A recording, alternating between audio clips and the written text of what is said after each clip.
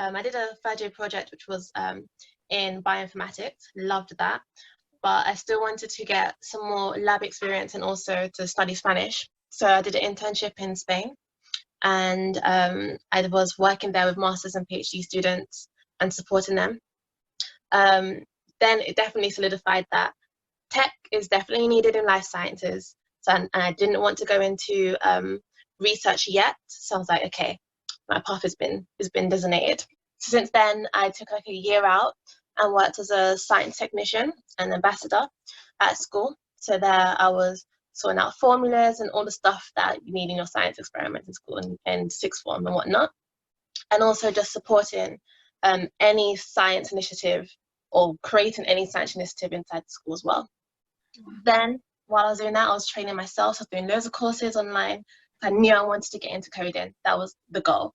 So I did so many online at lunchtime, after work, going places left and right, all to find a job in software development.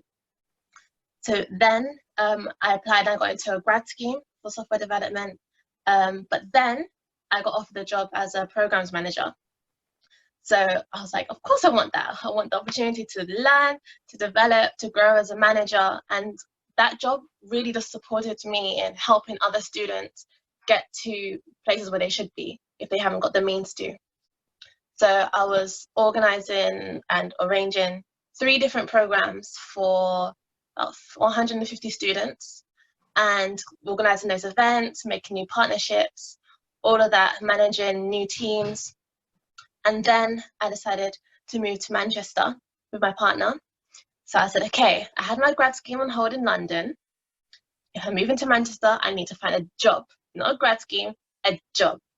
So I continued with all my courses. I put so much extra work in, searched for a company that I wanted to go to, stalked them, and now I'm here.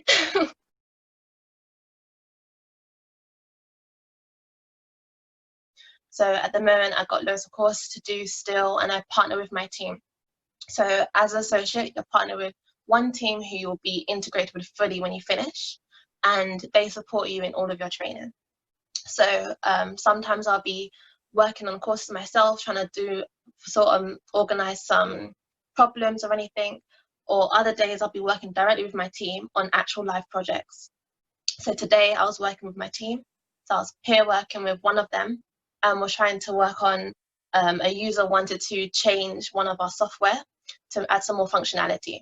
So today we will Zoom call the whole day and just trying to work on this task. So changing code, analyzing, finding out it doesn't work, revising, looking at more stuff, doesn't work again, and continuing.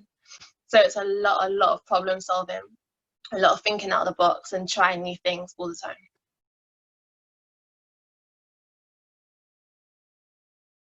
So I did biochemistry, loved that degree, would not change, wouldn't even change to computer science because that's what I'm on now, but no, loved biochemistry. But it was really, the pinnacle thing was my third year project. So I didn't choose a lab one because I had the lab experience before as a bioanalyst. So I was like, let me try this bioinformatics thing. I didn't know what that means.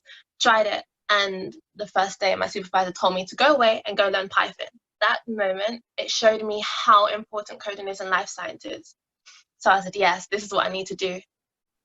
When doing that project, I loved learning it. I loved how sophisticated and elegant you can make things. Just a couple of taps and then it saves you like 2 months worth of data, of work. So yeah, that was the path really. From that moment, I was like, this is what I need to do to help life sciences in the future.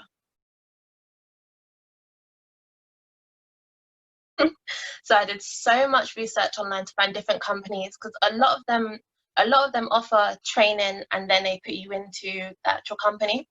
But you have to be very careful because some of them have a lot of options and terms and conditions that you won't know about. So I found a couple that I liked, contacted people on LinkedIn that I saw did those ones, spoke to them, found out, okay, that's not what I want to do, or that this is the one I wanted to do.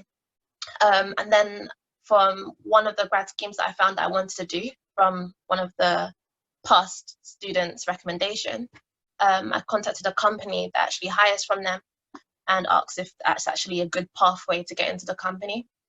They were really happy with their students. So I said, okay, students like it, companies like it, this is the grand one. And went from there. And that's the one I applied and got into. So the whole of third year was super stressy because I knew I didn't want to go into labs, and that's what the normal pathway is. So everyone was going, finding their grad scheme straight away, finding their job straight away because that's what they knew they wanted to do. But I was still on the path that I was liking my third year product and I wasn't sure yet, and I didn't have the full knowledge yet.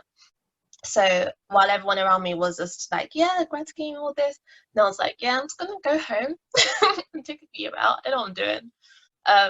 So that stress was a lot, and it definitely was not needed at all. So my first thing I would say was not to stress. You don't have to find something straight away before you finish your last exam. You can go home, take some time out to work on what it is that you actually want to do, explore as much as you can, and then you can find something a year or 2 years afterwards. But yeah, I would take away all of that stress. That whole summer as well, when I was away, I was still stressing. So yeah, no, don't do that.